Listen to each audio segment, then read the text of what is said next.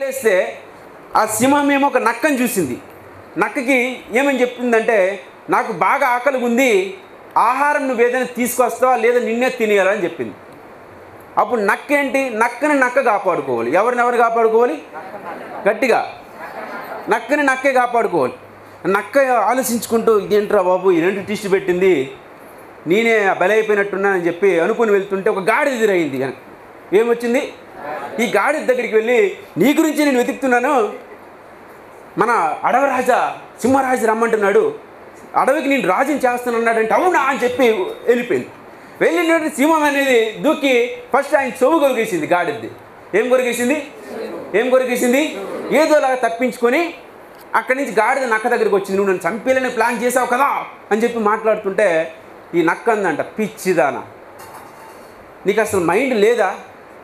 కిరీటం పెట్టాలంటే చెవులు అడ్డు ఉంటాయి కదా, అందుకే తిని ఉంటుంది తను. మళ్ళీ మోటివేట్ చేస్తే అవునా షెట్ అనుకుని మళ్ళీ వెళ్తే మళ్ళీ సింహం దూకి ఈసారి ఏం చేసిందంటే తోకని తినేసింది. దేని తినేసింది? మళ్ళీ తప్పించుకుని పారిపోయిందండి. నక్క దగ్గరికి మళ్ళీ వెళ్ళి చెప్తే, పిచ్చిదానా, సింహాసనమే కూర్చోనంటే తోకడ్డు ఉంటుంది కదా, అందుకే తినేసింది. ఎస్ఆర్ మళ్ళీ 2 సార్లు దెబ్బతిన్నాడు, సిగ్గురాలే, మోటివేట్ అయింది, మళ్ళీ వెళ్ళింది. ఈసారి చచ్చిపోయింది, చంపేసింది. అప్పుడు నక్క వచ్చింది అక్కడికి.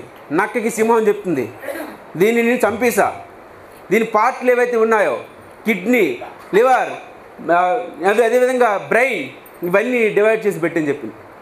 డివైడ్ చేసి ఉంచింది. సింహం ఏమో కాసేపు వస్తానని చెప్పి వెళ్ళింది. ఈలోపు పార్ట్లను డివైడ్ చేసింది.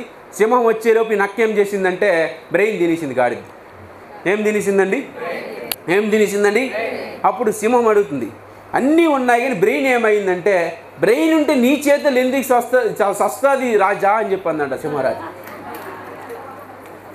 ఎస్ఆర్ నోన్ బ్రెయిన్ లేదు కనుక గాడిద చచ్చింది. మనము చావాలనుకుంటే ఎవరు ఆపలేరు. మీరు ఒక అడవికి రాజుని మీరు కాకపోవచ్చు, ఎస్ఆర్ నోన్ ఒక రాజ్యానికి రాజు మీరు కాకపోవచ్చు, కానీ వెస్టీజ్లో ఉంటే మాత్రం మీ ఫ్యామిలీకి మీరే రాజు అంటే అది గుర్తుపెట్టుకోండి. మీ ఫ్యామిలీకి మీరే రాజా.